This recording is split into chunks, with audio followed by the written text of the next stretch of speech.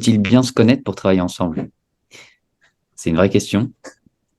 C'est vrai que ça marche bien quand on se connaît, mais parfois ça peut être un problème. Donc ça va être euh, tout l'enjeu de cette discussion aujourd'hui. Donc j'ai le plaisir, avant d'accueillir Samuel et Omblin, peut-être de préciser que c'est un webinaire qui est donc organisé par Meredith Santé et Safety Academy. Euh, Safety Academy, c'est un organisme de formation qui a pour objectif de fiabiliser les soins et d'apporter un certain nombre d'outils avec des formations vidéo immersives innovantes de courte durée et avec l'objectif, une fois que ça a été fait à l'échelle individuelle, de le faire, de débriefer en collectif pour euh, changer les pratiques, améliorer les procédures et voilà, développer en fait la culture de sécurité, la culture de bientraitance. Merci François. Moi, je suis Stéphanie Lagnier, donc de Meredith Santé.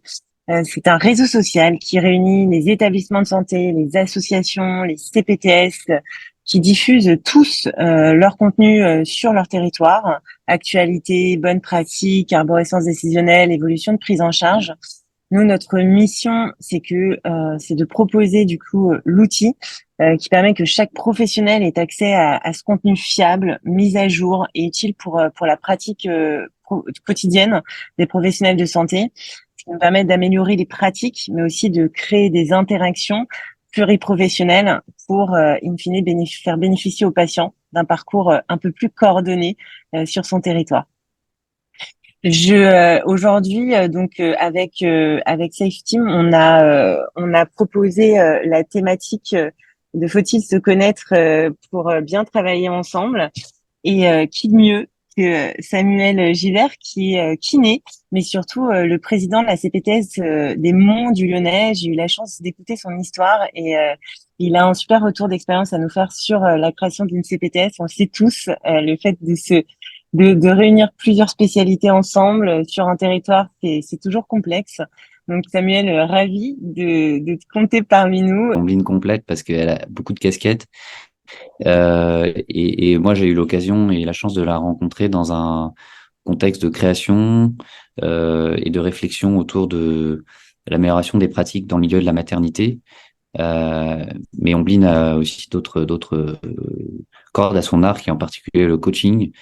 Et donc voilà, c'est un plaisir aussi d'animer des débriefings avec Omblin. Nos débriefings, comme j'ai dit tout à l'heure, c'est en fait des temps d'échange collectifs qui viennent après la formation e-learning. Et Omblin a également eu l'occasion de, voilà, dans des EHPAD sur la bientraitance, d'intervenir plusieurs fois avec nous. Et, donc c'est toujours un plaisir de travailler avec Omblin. Mais je te laisse te présenter, Omblin, c'est peut-être plus, et puis Samuel peut-être aussi, puis ensuite débuter la discussion, quoi. Ok. Bah, tout d'abord, un grand merci François de ta confiance et de me faire intervenir aujourd'hui.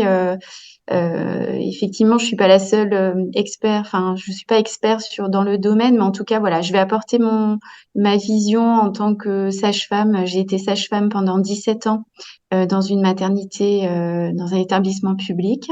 J'ai arrêté mon activité récemment pour pouvoir développer mon activité de coaching qui me tient à cœur et là où je me sens vraiment à ma place aujourd'hui. J'exerce également des missions de coordination dans un réseau de santé et également dans un centre de simulation. C'est ce qui a fait que ben, voilà, nous sommes rencontrés avec François. Bah, c'est ma présentation. Je voulais remercier aussi Meredith et puis toute l'équipe de m'avoir invité à participer. J'aurais pas grand-chose à rajouter sur ce que Stéphanie a pu préciser. Moi, effectivement, je suis président de CPTS depuis de nombreuses années, depuis 2019 maintenant, et avec une association de professionnels de santé libéraux depuis de très nombreuses années avant ça. Donc, la gestion d'équipe, c'est quelque chose qui fait partie de mon quotidien depuis de très nombreuses années, et je suis ravi de pouvoir en parler avec vous aujourd'hui. Alors pour la première partie de ce webinaire, on va poser la question à nos deux orateurs. Quels sont les ingrédients clés de la préparation? Pour moi, il y a différents ingrédients qui répondent à plusieurs questions, surtout des questions à se poser en amont, notamment le quoi, le pourquoi, qui, comment, quand et où. Il faut essayer de répondre à ces questions pour créer un environnement qui soit le plus favorable à la création d'une équipe. Le quoi et le pourquoi, c'est de définir vraiment le cadre de la mission, de savoir pourquoi on va constituer cette équipe, quels sont ces objectifs, quel va être le fil conducteur, quelle temporalité, donc quelles étapes clés, quels délais. C'est important de pouvoir préciser tout ça pour que l'équipe puisse savoir sur quoi elle va s'engager, sur quoi elle va travailler tout au long de la mission et de savoir combien de temps, quelle finalité à la fin pour ça. Euh, c'est de savoir aussi qui va y participer et c'est là où c'est un peu particulier puisque du coup, alors, moi j'ai la chance de travailler aussi avec des professionnels de santé libéraux qui est un public particulier puisque on travaille tous de manière isolée à différents endroits, mais on va se regrouper pour travailler sur différentes thématiques et leur temps de participation il est un peu particulier. Donc, ils vont plutôt intervenir en soirée plutôt qu'en journée pour dégager un peu du temps de travail. Donc, il faut arriver à motiver l'équipe. Ça, c'est quelque chose qui reste très important et connaître effectivement l'ensemble des membres qui vont pouvoir constituer l'équipe, donc leur profil, leur expérience, mais aussi leur personnalité. Puisque on gère une équipe, mais on gère aussi également tous ses membres, on gère les personnalités de cette équipe. Donc, c'est important d'arriver à reconnaître euh, quelles sont ces personnes et comment elles vont s'investir. Est-ce qu'elles vont être plutôt dynamiques? Donc voilà, c'est des choses sur lesquelles il faut pouvoir se poser la question. Le qui, c'est effectivement l'équipe, mais c'est aussi qui va l'encadrer, cette équipe, qui va l'animer. Euh, j'ai la chance aussi dans notre structure, notre CPTS, de pouvoir le faire en binôme, soit avec notre coordinatrice, soit notre infirmière le parcours. Et c'est vrai que c'est une gestion qui est à la fois plus simple, puisque ça permet de pouvoir rebondir entre nous. Euh, Ça demande un travail de préparation en amont, d'arriver à bien se connaître, nous, notre binôme, pour pouvoir mieux aussi gérer l'équipe en dehors. Donc ça reste une préparation qui va être importante pour nous. C'est l'un des ingrédients clés, c'est vraiment la préparation, de savoir de trouver un endroit qui peut être stimulant pour nos professionnels. On a eu à travailler sur beaucoup de thématiques variées, des projets plus ou moins longs. Et c'est vrai que d'avoir un environnement qui puisse être le plus dynamique et le plus ludique peut être intéressant. Donc, tu as de proposer de rencontrer dans différentes salles. Ces derniers temps, on a même pu avoir la chance de travailler dans un espace de coworking qui était un endroit qui nous permettait d'avoir un lieu qui soit le plus créatif. On rencontrait aussi d'autres chefs d'entreprise qui nous permettaient de faire du lien aussi avec eux de ce côté-là. Donc voilà, c'est pour moi les différents ingrédients clés, c'est de savoir vraiment bien se préparer en amont, de bien connaître les membres qui vont composer cette équipe pour pouvoir justement euh, créer tout ce terreau, puisque c'est cette équipe qui va au quotidien créer et l'équipe encadrante va être en support de cette équipe. Ok. Pour peut-être faire le lien avec ce que tu viens de dire et notamment la diapo qui vient d'apparaître. En fait, quand vous avez posé la question, faut-il bien se connaître pour travailler en équipe? La première question que j'ai eue, c'était on parle de qui? C'est-à-dire, est-ce qu'on parle de soi? Est-ce qu'il faut bien se connaître soi? Ou est-ce qu'il faut bien connaître les autres? Et, euh, et effectivement, je pense qu'un point important du travail en équipe, c'est d'avoir l'opportunité de se connaître pour interagir de façon adaptée et efficace avec en équipe. Donc c'est pour ça que voilà dans cette slide c'est quoi bien se connaître? C'est connaître ses réactions en fonction des situations, comment je réagis en situation de stress, comment quelles sont mes compétences, mes qualités quand je suis en situation où tout se passe bien, quelles sont mes forces, quels sont mes axes d'amélioration, c'est-à-dire ce qui est plus difficile pour moi, est-ce que j'en ai conscience, comment elles se manifestent, mes sources de motivation, qu'est-ce qui fait qu'aujourd'hui j'ai envie de travailler avec l'équipe ou pas, quelles sont mes valeurs, est-ce que je me sens bien dans l'équipe, qu'est-ce qui fait que là, oui, j'ai envie de travailler avec eux, mes croyances aussi, qu'est-ce qui va limiter mes compétences, qu'est-ce qui va donner des freins, ou au contraire, souvent les croyances sont limitantes, mais voilà, qu'est-ce qui va m'aider? Et puis ma gestion des émotions. Est-ce que comment je gère mes émotions? Est-ce que j'ai déjà travaillé à ce niveau-là ou pas? Ou est-ce que c'est quelque chose qui me met en difficulté aujourd'hui? Mes besoins aussi. De quoi j'ai besoin quand je travaille en équipe? Est-ce que j'ai besoin de collaboration? Est-ce que je suis plutôt en retrait et je vais plutôt être dans la technique si on a besoin de moi? Voilà. Et puis dans la connaissance de soi, c'est aussi quelle place j'occupe dans le groupe. Alors, pour ça, j'avais voilà. Alors, dans la place du groupe, ça va être effectivement ce que disait Samuel. Est-ce que on a des personnes plutôt dynamiques, des personnes plutôt passives? Et est-ce que je me positionne en général plutôt en tant que leader? Est-ce que je me positionne en tant qu'expert? Est-ce que je vais être plus dans l'organisation? Est-ce que je vais plutôt être suiveur?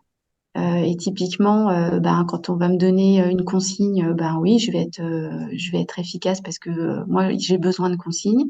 Est-ce que je suis plutôt créatif? Et là, je vais être force de proposition.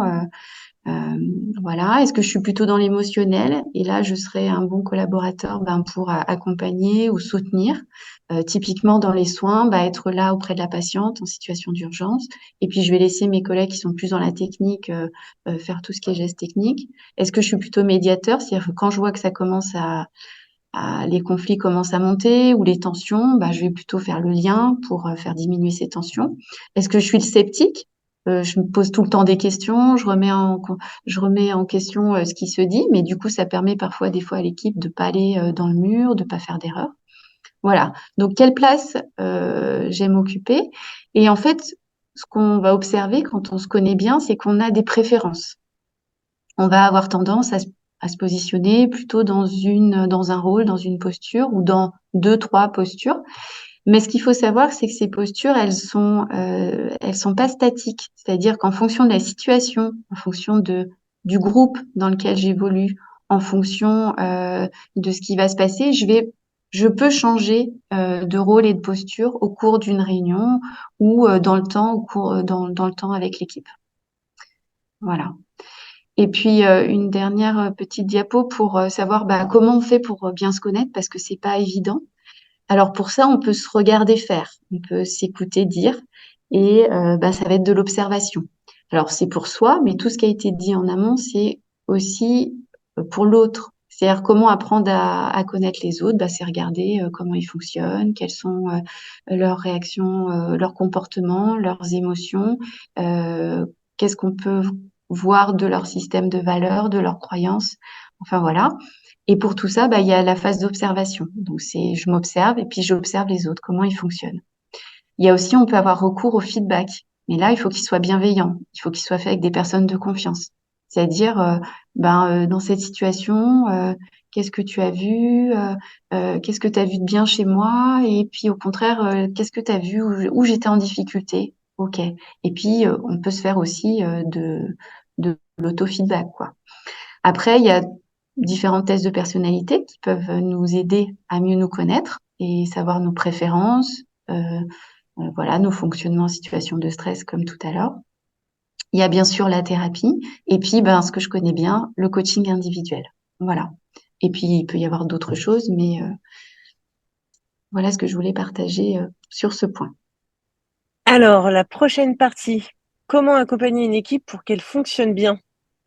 Alors, je vais reprendre un petit peu. Je vais rebondir aussi sur ce que disait Ombline juste avant, sur la notion de coaching individuel. C'est ce qu'on fait aussi, nous, énormément pour prendre le temps d'accompagner cette équipe et pour rebondir là-dessus. Justement, d'arriver à avoir des temps d'échange individuels pour comprendre un peu quelles sont leurs motivations ou quelles sont ce qu'elles attendent un petit peu de l'équipe ou de la mission sur lesquelles elles s'engagent. Ça reste des moments vraiment très, très importants. C'est on a moins la chance en tant que libéraux de pouvoir les rencontrer au quotidien, puisqu'on on exerce tous sur des communes différentes. On a un emploi du temps aussi qui est bien rempli. Mais on va prendre ce temps en amont ou après. En tout cas, on aura toujours des temps d'échange pour justement se refaire un petit peu ce qui a été fait pendant la rencontre avec tout le monde, et puis essayer d'aller creuser un petit peu plus le fond de la pensée de certains, parce que ces rencontres, elles sont vraiment sur des temporalités assez courtes, et c'est tout ce qu'il y a autour et derrière. Et l'accompagnement, il doit se faire justement sur une temporalité qui va être longue. C'est pendant ces temps de rencontre, mais c'est aussi tout en vraiment en dehors. Il y a des projets qui vont être assez courts et des projets qui vont être très longs. Et les équipes, quand on va les constituer, elles savent le temps que ça peut prendre. Mais c'est parfois un vrai marathon sur lequel il faut être préparé et arriver à gérer dans le temps cette équipe. Euh, une équipe, on l'a dit tout à l'heure aussi, il faut gérer le groupe et il faut gérer aussi toutes ces individus et toutes les personnalités. Et c'est encore une fois apprendre à connaître les personnes sur lesquelles on va pouvoir voir des profils qui vont être plus ressources, des individualités sur lesquelles on va pouvoir s'appuyer, ou à l'inverse des temps de parole qu'il va falloir maîtriser, des personnes qu'il va falloir modérer ou d'autres qu'il va falloir être plus à l'écoute, leur donner de temps de parole, puisqu'il y aura aussi pas forcément une volonté de prendre la parole en public. Donc voilà, il faut essayer de comprendre un petit peu toute cette équipe pour savoir un peu comment ça fonctionne. Toujours tendance à dire qu'effectivement, une équipe, elle se résume pas qu'à ses membres et que c'est un supérieur à tous ses membres. C'est pas un plus un qui fait deux dans une équipe. Ça fait beaucoup plus que ça. Il y a une synergie qui est importante et un engagement qu'il va falloir essayer vraiment de pouvoir créer tout au long du parcours. Il y a, et il faut avoir cette notion de temporalité en tête. La première ou les premières rencontres, elles sont importantes parce qu'elles vont permettre de définir le cadre et de définir un petit peu le contexte dans lequel elles vont travailler, de rappeler bien les objectifs. Euh, et puis après, c'est toutes les rencontres suivantes, tout ce qu'il y a à côté sur lesquels il va falloir tenir l'équipe, les motiver, les guider, orienter. Et on est des personnes ressources pour cette équipe. On encadre, oui, on est chef de projet, très bien, on prendra la décision, d'accord, mais c'est l'équipe qui va avoir toutes ces idées, c'est elle qui va avoir les ressources et le partage d'idées derrière. Et puis c'est cette ces dernières réunions sur lesquelles, ces dernières rencontres, ces dernières semaines avant la fin de ce projet, puisque la plupart du temps, on a constitué une équipe pour une thématique bien particulière. Il y a une fin et il faut pouvoir l'anticiper. Il faut pouvoir arriver à valoriser tout le travail qui a été accompli, remettre ça en avant. Il y a, comme on le disait tout à l'heure, l'encadrement qui va se faire autour de l'équipe et qui a une communication qui doit être vraiment, vraiment importante. Et la communication, elle va se faire de plein de manières différentes. Il y a plein d'outils qui existent et qu'il faut pouvoir connaître et maîtriser et pouvoir faire monter en compétence ces personnes pour la gestion de ces outils, parce qu'il y a des outils qui sont parfois pas ou peu utilisés. Donc, on va travailler avec eux sur justement des échanges téléphoniques, du mailing, des groupes, des canaux dédiés, etc., pour créer toujours une émulation, pour qu'ils puissent retrouver un petit peu tout ce qui a été fait tout au long et qu'ils se sentent vraiment toujours engagés et investis auprès du groupe. Donc, c'est vraiment important de pouvoir arriver à les accompagner sur cette notion de temps, aussi bien et pendant la rencontre et en dehors. Amblin, je te laisse la Oui, parole. je te remercie, Samuel. Alors, moi, je te rejoins dans quand on va, comment dire, travailler avec des groupes de travail sur du long terme, notamment enfin voilà, je te rejoins dans mon expérience de coordination.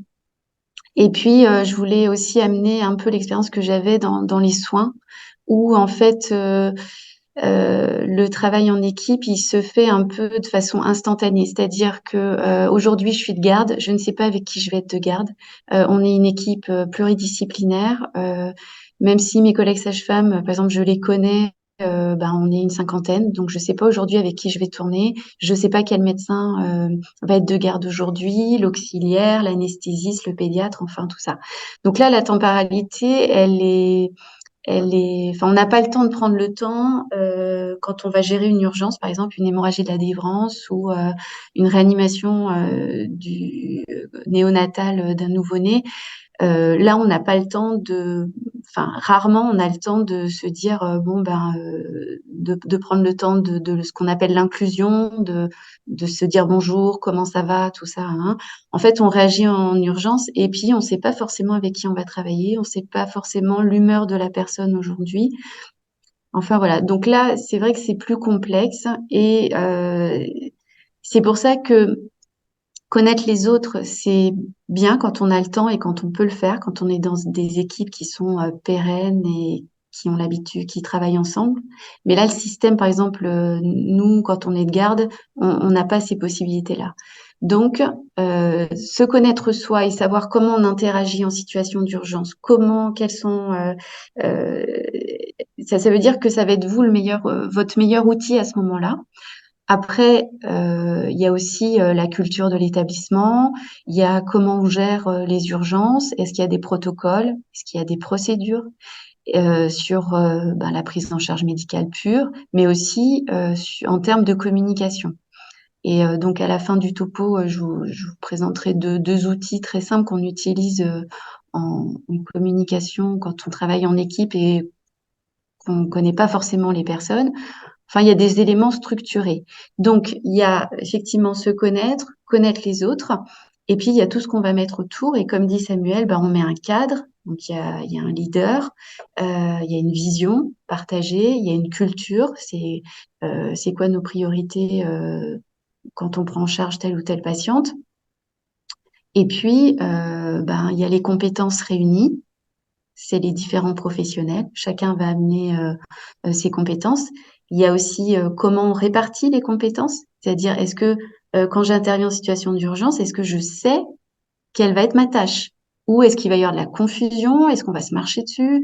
Enfin voilà, il y a ça aussi, c'est qui va définir les tâches de chacun. Et tous ces éléments sont des éléments qui vont nous aider malgré tout à fonctionner en équipe sur un temps qui nous est imposé. Et souvent où il faut être rapide, il faut être vite efficace. On n'a pas le temps de réfléchir. Donc, pour moi, il y a effectivement deux temporalités. Il y a l'équipe que je vais construire sur du long terme, et puis il y a l'équipe avec laquelle je vais fonctionner là maintenant en situation d'urgence. Et on se connaît pas forcément. Ça fait très longtemps qu'on n'a pas bossé ensemble. Je sais pas, voilà. Et donc là, il va falloir mettre en marche des outils, des mécanismes qui, en termes de communication, vont nous aider à être efficaces et performants rapidement. Voilà. Oui, pour faire le lien avec la diapo qui est présentée, se connaître, c'est sûr que ça va être, on va mettre en place une communication efficace plus rapidement. La communication va être efficace. On va vite avoir confiance, on va avoir vite de la cohésion. Comme je disais, la répartition des tâches, souvent, elle va se faire plus facilement parce qu'on a déjà été en lien ensemble, on se connaît, on sait quelles sont les préférences de l'un ou de l'autre. Et puis, ça va diminuer les conflits parce que comme on sait comment on fonctionne, qu'on a une communication efficace, qu'on s'est réparti les tâches avant, tout est plus fluide. Juste une question. Du coup, effectivement, ça amène la question de cette boîte à outils.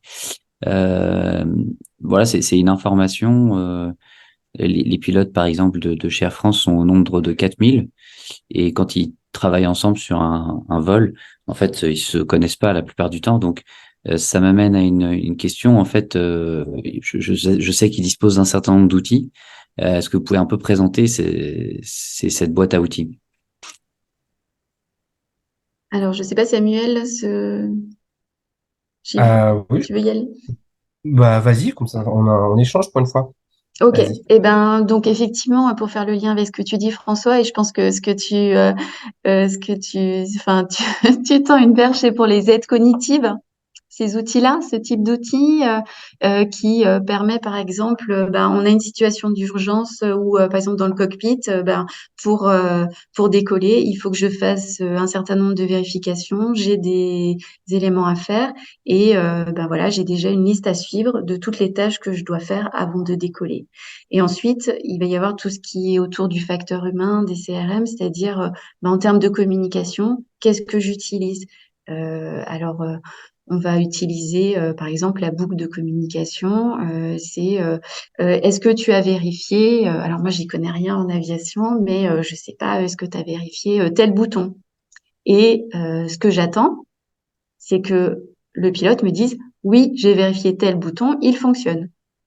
Voilà. Et donc, en fait, on s'assure que la communication, elle est fluide, qu'on s'est bien compris. Et voilà, c'est la boucle de communication. C'est un exemple d'outil. Quand je travaille en équipe, je ne sais pas avec qui je travaille. En tout cas, je m'assure que l'information est passée. Après, en santé, on utilise, alors Manon, je sais pas si tu m'entends, il y a la diapo suivante qui est le SAED. Voilà, qui est un outil aussi qui nous permet, je connais pas, j'ai un problème avec une patiente. Alors, je vais prendre mon exemple. Je suis en salle d'accouchement, j'ai une patiente, il y a une anomalie de rythme cardiaque fœtal. Voilà, j'estime qu'il faut appeler le médecin.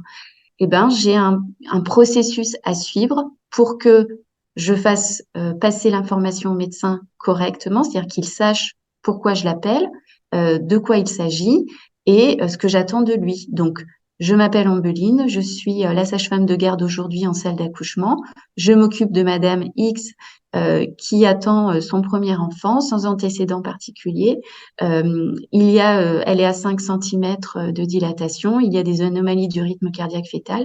Est-ce que vous pouvez venir en salle d'accouchement pour qu'on puisse faire l'analyse parce que je suis inquiète. Voilà. Et normalement, le médecin va reformuler ce que j'ai dit. Je dis OK et je sais qu'il arrive. Il va me dire j'arrive dans 5 minutes. Voilà. Donc, des petits outils. Je ne sais pas si c'est ça, François, que tu attendais. Je pensais surtout à ce que vous aviez mis juste avant, en fait, qui effectivement un ensemble d'outils, alors pas forcément des outils au sens technique ou dire outils, mais qui sont effectivement un peu ce que vous venez de dire hein, sur cette culture partagée Mm. où effectivement d'emblée, même si on se connaît pas, les choses sont claires. Quoi. À l'aide d'un lecteur d'écran. OK. Samuel, est-ce que tu veux compléter? Alors, oui, alors c'est vrai que nous, on va avoir des groupes qui vont être constitués différemment. Encore une fois, on travaille beaucoup avec des libéraux ou des personnes qui sont pas présents physiquement en même temps au même endroit et qui ne se côtoient pas au quotidien. Donc, on est obligé de mettre en place différents outils qui vont assurer une communication au quotidien et pendant et dehors. Donc, on en a parlé rapidement tout à l'heure, mais il y a des choses qui sont rapidement mises en place. Donc, on définit tout de suite un canal dédié pour pouvoir communiquer ensemble. Typiquement, nous, on travaille soit avec WhatsApp, soit avec Slack, qui est un espace de travail sur lesquels on peut identifier, hiérarchiser et classer toutes les conversations de manière à ce que les idées soient au bon endroit et que chacun puisse interagir avec des possibilités d'avoir du traitement de texte qui est partagé ou des choses qui peuvent vraiment être transmises à un membre de l'équipe ou à un autre. Et ça reste important que toutes les ressources puissent être accessibles et que chacun des membres de l'équipe puisse approprier. On essaye vraiment d'avoir une communication la plus efficace possible, soit des échanges rapides, donc que ce soit en direct, soit avec un SMS mais pour toujours être en lien avec eux à n'importe quel moment et permettre justement au groupe d'exister et d'échanger en dehors de ces temps de rencontre.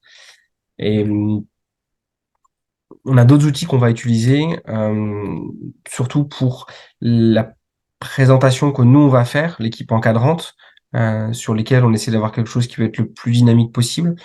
Nous, nos équipes, on les constitue aussi pour pouvoir mener à bien un projet sur lesquels ils doivent vraiment comprendre les objectifs et on essaie de les pousser à réfléchir là-dessus. Donc, on va utiliser des outils comme Menti ou Slido ou tous ces présentations PowerPoint qui peuvent être à l'aide d'un QR code. Les personnes peuvent se connecter et répondre en direct. Donc, il y a plein de possibilités, des questions à choix multiples, des réponses libres, des votes, etc. Et ça permet de créer une interaction, un dynamisme au sein même de la rencontre et qui leur permet d'interagir de manière plus aisée que sur un temps de parole et peut-être aussi de manière plus rapide. On maîtrise de plus en plus, en tout cas nous, les outils numériques avec qui on va travailler puisqu'ils font partie de notre quotidien. On va essayer d'avoir les présentations les plus claires et avec un rendu le plus qualitatif possible pour montrer aussi l'investissement qu'il y a derrière. Et puis, on a aussi un bel outil qui est le tableau blanc coopératif. Je pense notamment à Miro, qui permet aux personnes de se connecter à n'importe quel moment. Et c'est une espèce de carte mentale assez incroyable sur lesquelles les personnes peuvent justement même connecter à distance lors d'une visio, de pouvoir interagir sur le même plan de travail. Et ça permet de créer une émulation qui est assez intéressante sur lesquelles ces outils vont demander une maîtrise au fur et à mesure du temps, mais ils sont assez simples à prendre en main tout de suite et ils laissent une possibilité de se l'approprier et de pouvoir créer des choses assez incroyables. Et depuis qu'on utilise ces outils-là, on voit qu'il y a une émulation différente qui est faite et des temps de connexion qui se font aussi en dehors des temps de rencontre. Donc, un dynamisme plus important. Après, hormis ces outils-là numériques, on essaye avec l'équipe. Il y a deux choses sur lesquelles je pense tout de suite. C'est les objectifs. Je pense que vous connaissez tous ces objectifs SMART, donc les objectifs spécifiques, mesurables, réalisables et dans un temps donné, qui permettent vraiment à ce que on comprenne vraiment pourquoi on a créé cette équipe, autour de quoi ça va tourner, quel est le rendu, ce qu'on attend vraiment pour ça.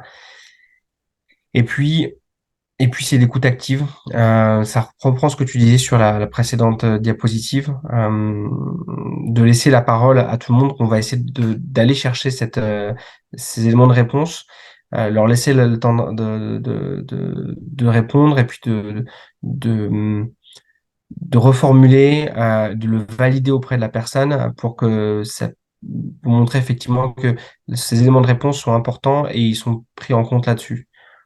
Voilà. Euh, Ça fait beaucoup partie globalement des éléments, des outils importants à maîtriser pour pouvoir avoir une équipe qui puisse être euh, tenue, soutenue, guidée et sur laquelle on va essayer de motiver. Super, merci beaucoup à vous deux pour toute cette boîte à outils. Un livre collectif, mais j'ai eu l'honneur effectivement de le coordonner avec Régis Fusier. Donc c'est un livre dans lequel on a pas mal de chapitres sur différents thèmes qui visent à apporter de manière simple et accessible le sujet facteur humain. Le livre de Jérôme Cross sur l'art de coopérer, c'est effectivement un livre sur la communication. Et puis pareil, aussi une boîte à outils extrêmement riche, c'est le livre de Guillaume Tirciot qui est pilote de ligne et qui a rassemblé aussi dans un ouvrage énormément d'outils et de réflexions très opérationnelles et que je recommande fortement aussi. Voilà, la Patient Safety Database, c'est le lien. C'est une plateforme complètement gratuite qui vise à recueillir des partages d'expériences en vue d'améliorer la qualité et la sécurité des soins. Et voilà, merci beaucoup Samuel et Omblin pour cet échange. Et j'ai pris plein de notes, c'était très intéressant. Et puis j'en profite aussi pour remercier Stéphanie, Blanche et Manon, sans qui ce webinaire n'aurait pas eu lieu. Puisque moi, clairement, je n'ai rien fait et j'ai juste pris du plaisir à prendre des notes. Clairement, c'était super. Donc, merci beaucoup.